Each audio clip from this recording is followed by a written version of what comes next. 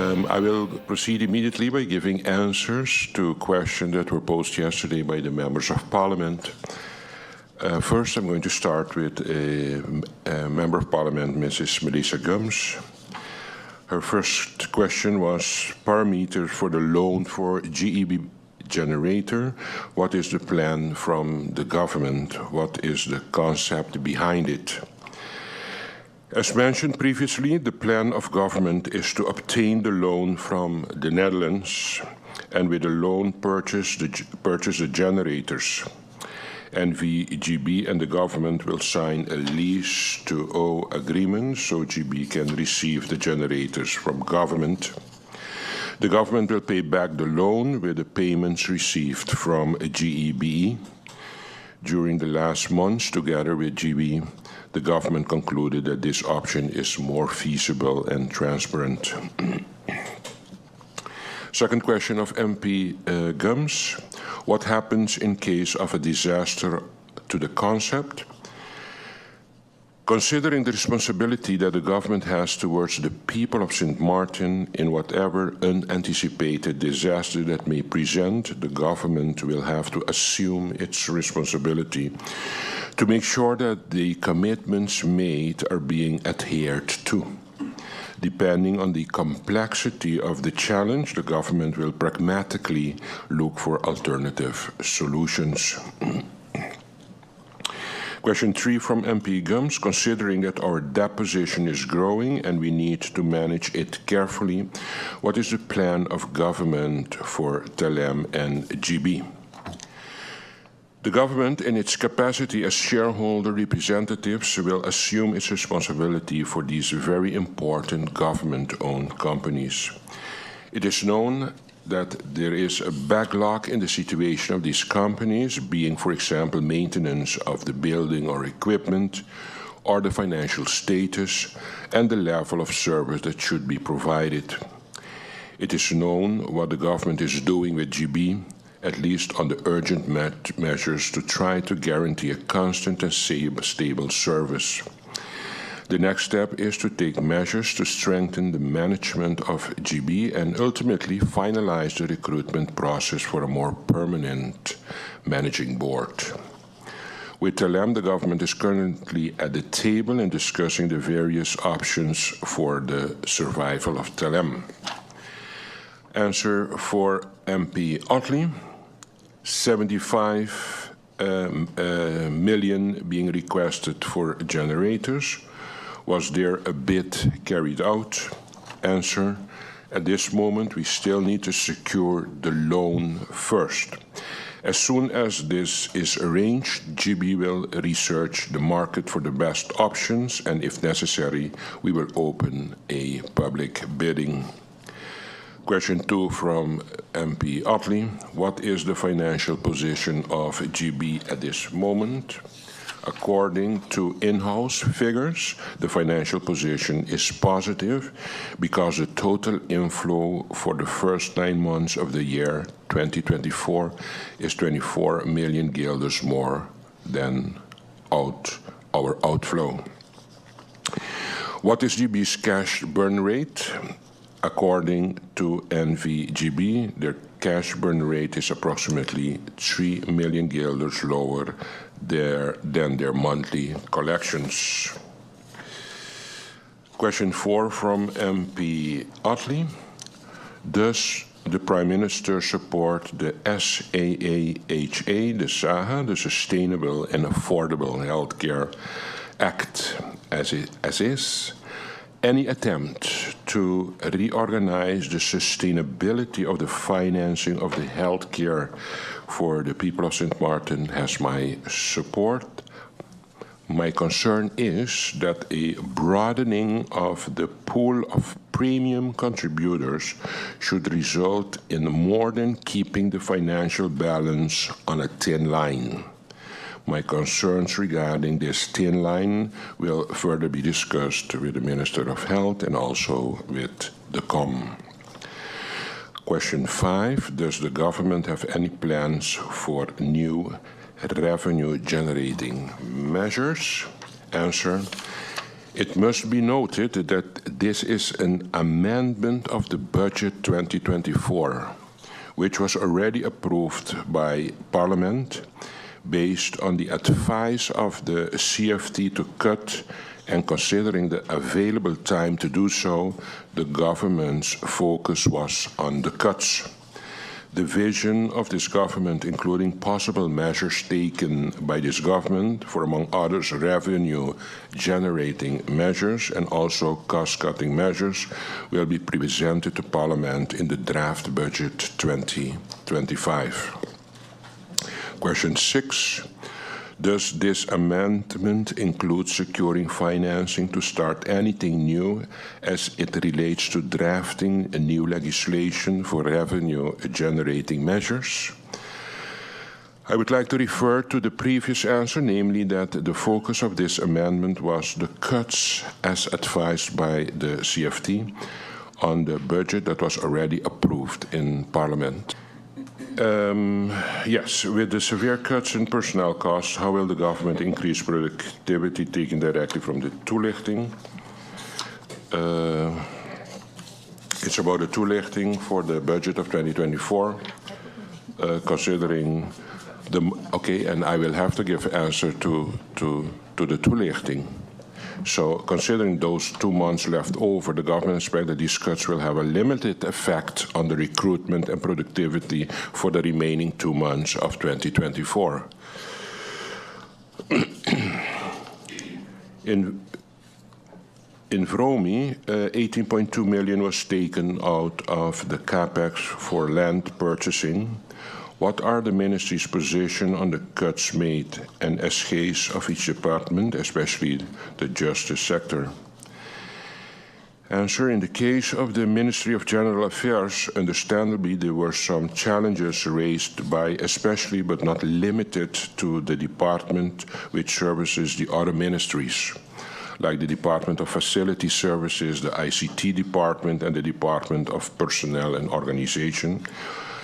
And of course, I would also like to refer to the previous answer. Question 2. I would like the names of all consultants hired by the ministry. I would like to know the contractual pricing for each consultant hired by the minister and how many cabinet staff are in the cabinet. First, I need to indicate that there are no consultants in the cabinet of the Ministry of General Affairs and are from the Prime Minister. The staff of the cabinet consists of 5 members, 3 civil servants, and 2 based on a labor contract. The monthly salary of all the staff is in accordance with the policy Plaatsing Politieke Assistenten.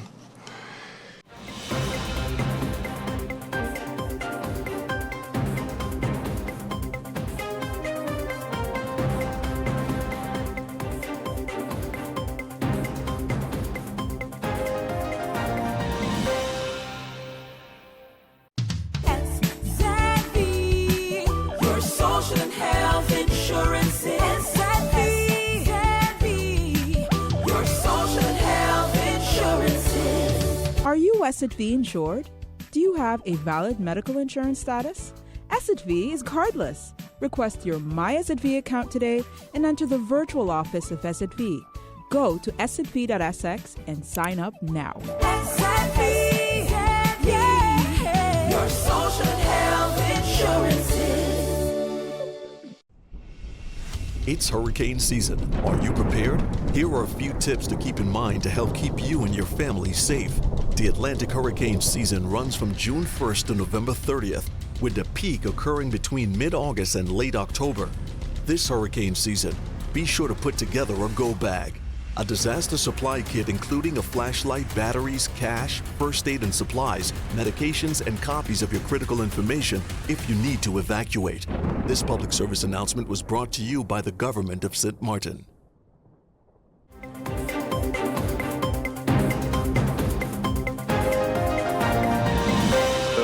Questions from MP De Wever.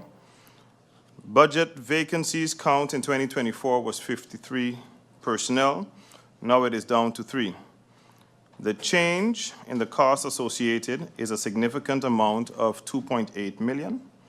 If they can explain why we are not budgeted for 50 persons less than in March 2024. The reductions were necessary as the funds as projected in the approved 2024 budget would not be collected due to the pending legislation not yet finalized. Further, the tax collection is lagging behind in comparison to last year's budget. Without these adjustments, the government would lack the financial resources. Additionally, these adjustments are crucial to secure, among other things, the 16 million euros contribution from the Netherlands for the prison project. If St. Martin failed to secure its own contribution, a loan request via the Netherlands, we would lose the Dutch contribution as well. This would mean that St. Martin would need to secure 75 million guilders instead of currently requested 43 million, resulting in an additional 1 million annually in interest costs for the country for perhaps the next 15 years based on an interest rate of 3.4%. The loan request is contingent on approval from the CFT, which is granted through a positive Article 12 advice on the budget. If the budget is deemed unrealistic by the CFT, we would not receive this positive advice. Failure to make these adjustments as advised by the CFT would have resulted in losing the funding from the Netherlands, as these funds are contingent upon St. Martin securing its portion of the funding. The total cuts for justice were 3.8 million, of which 1.5 million guilders on the personnel vacancies that were not filled yet at the time cuts were made, and 2.3 million guilders for materiële kosten, primarily under the goods and services. Through you, Madam Chair, the questions and answers for MP Otley. Cut in personnel. What is the reason for the cuts, and how do we supplement these cuts?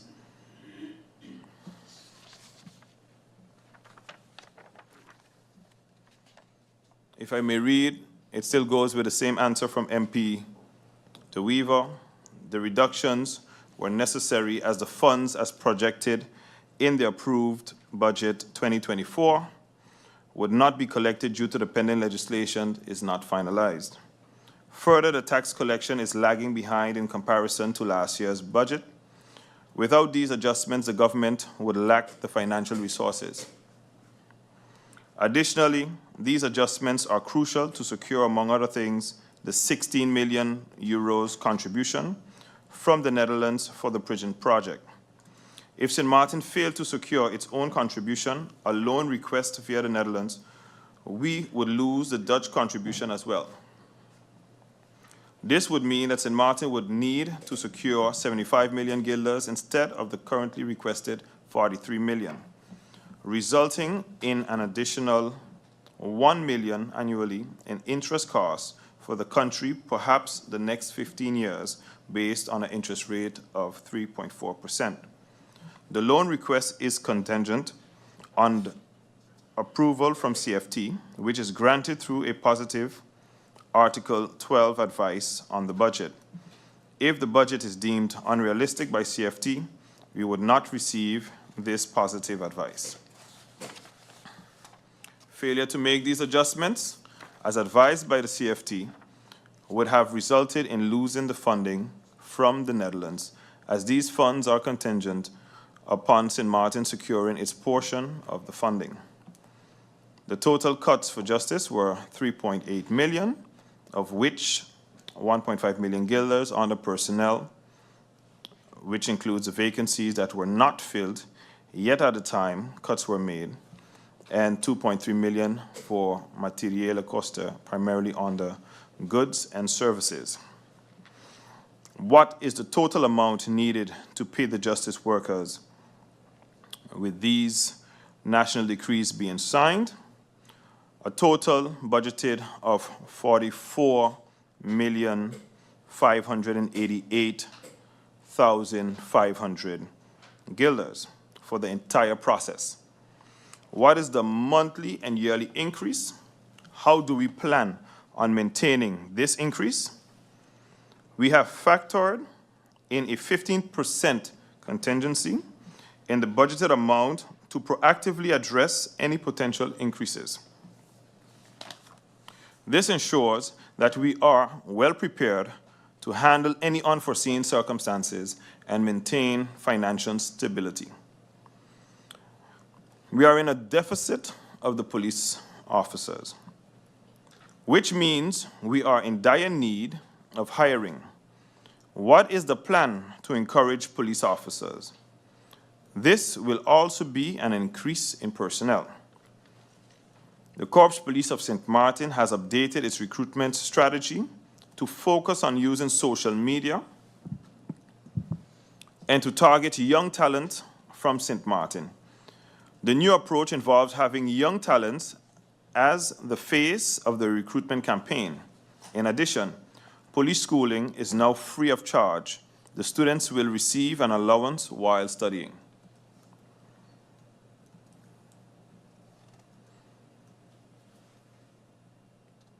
In Vromi, 18.2 million was taken out of the CapEx for land purchasing. What are the ministry's positions on the cuts made, specifically NSGs of each department, especially the justice sector? The Ministry of Justice embraces the financial challenges brought about by the reduction of 18.2 million from the CapEx for the land purchasing. In response, the ministry is adopting a strategic approach by identifying projects that have not yet commenced or vacancies that are unlikely to be filled in 2024. This will allow for a reassessment of priorities while ensuring the essential services and initiatives continue with minimal disruption. Each department within the justice sector is working closely with relevant stakeholders to ensure that any adjustments made reflect the overall goals of public safety.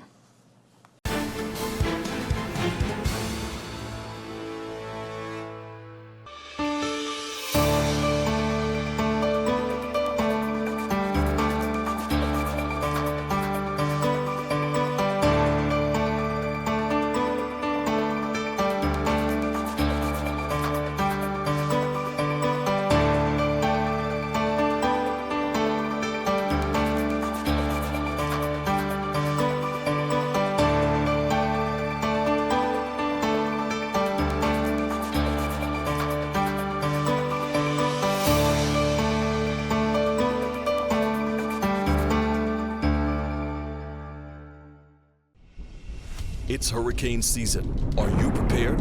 Here are a few tips to remember to help keep you and your family safe. 6 hours before a hurricane strikes, remember, if you're not in an area that is recommended for evacuation, plan to stay at home or where you are and let friends and family know where you're located. Close storm shutters and stay away from windows. Flying glass from broken windows could injure you. Turn your refrigerator or freezer to the coldest setting and only open it when necessary. If you lose power, food will last longer. Keep a thermometer in the refrigerator to be able to check the food temperature when the power is restored. For the latest weather updates and emergency instructions, turn on your TV and/or radio and visit stmartingov.org. This hurricane season, remember, it only takes one. This public service announcement was brought to you by the government of St. Martin.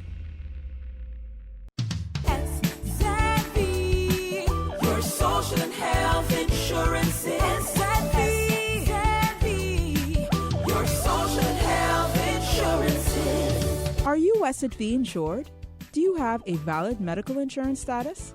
SXM is cardless. Request your My SXM account today and enter the virtual office of SXM. Go to sxv.sx and sign up now. Savvy. Yeah. Your social and health insurance.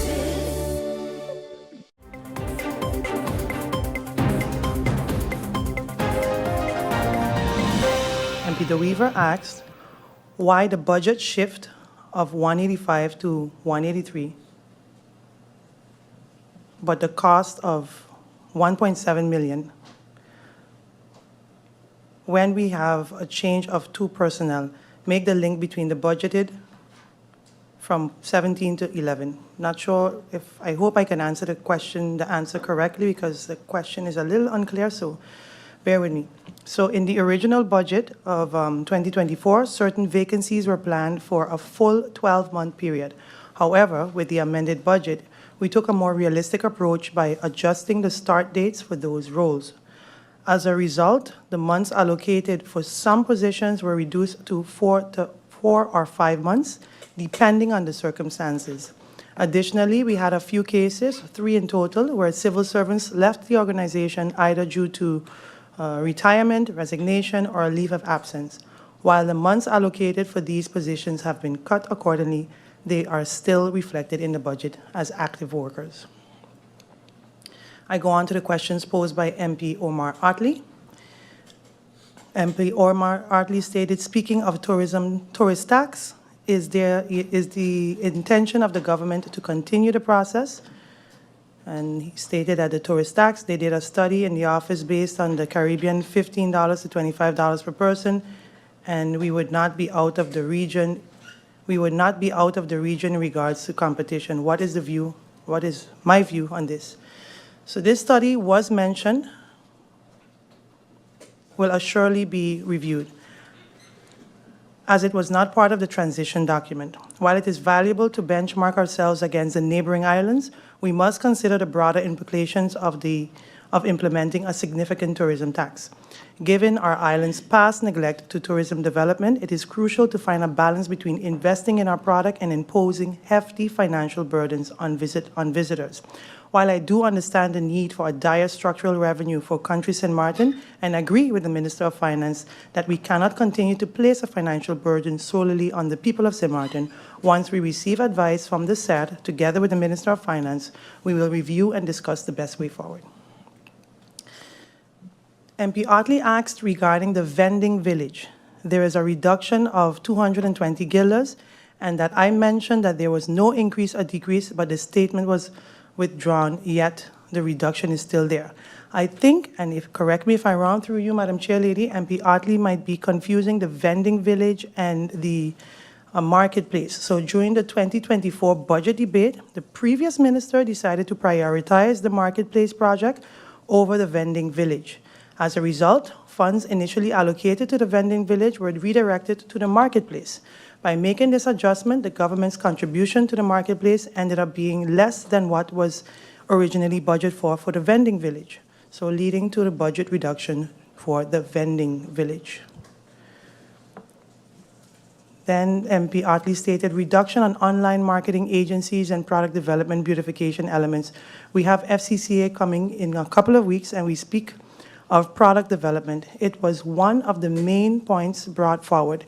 When the survey asked, their number 1 point was traffic, then number 2 was attractions, and then number 3 was cleanliness of the island. I hear the Minister of MP stated that he hears that the Minister of Finance speaks of revenue generation, but the budget does not reflect such. TIAT is responsible for such, and taxes seems to be the only resort. Regarding the online travel agencies, the OTA strategy, it is included the capital expenditure CapEx in the capital expenditure CapEx budget, specifically through the post-1109 intellectual property IP initiatives. The initiative is designed to build brand equity by developing various digital and online marketing campaigns. Further, one of the most successful campaigns to date has been with Expedia, which has significantly increased the visibility of our destination. This partnership has proven highly effective in driving visitors' interest and bookings. The final stages of this campaign are on track to be completed in Q4 of this year. ensuring that the destination maintains strong momentum in attracting visitors through strategic and target online marketing efforts. Despite the reduction in the numbers of marketing agencies, the focus on the quality of tourism destination and marketing effectiveness remains our priority, and we continue to optimize our resources to ensure maximum impact for the tourism sector. What are the beautification products for product development? To enhance the visitor experience and drive economic growth, we are developing a master plan for the economic and aesthetic enhancement of Philipsburg. This plan includes initiatives to beautify the area, improve visitors' experience, and promote local businesses. Additionally, we introduced the Swaliga Routes initiative, aimed to identifying key locations along popular tourist routes, where local art can be displayed. Furthermore, we plan to clean and restore national monuments in a phased approach, preserving our historic heritage. What is the cost of the Causeway loan, and what is the balance of this loan and the remaining time of this loan? As of June 30th, 2024, the outstanding bond stands at $142 million. Of this, 34%, which is approximately $48.2 million, is directly attributed to the construction of the Causeway, a vital infrastructure project that significantly enhances access to the port and surrounding areas. The bond loan also includes the refinancing of the port's existing loans, consolidating them to a more favorable interest rate. This allowed the port to better manage its debt obligations while continuing to invest in strategic projects essential to the growth of both cruise and cargo sectors. The loan is scheduled for repayment through 2035, providing a long-term, stable financial outlook. However, in the coming years, the port will see an acceleration of principal payments, which will contribute to the gradual reduction of the overall debt burden and further strengthen the port's financial position.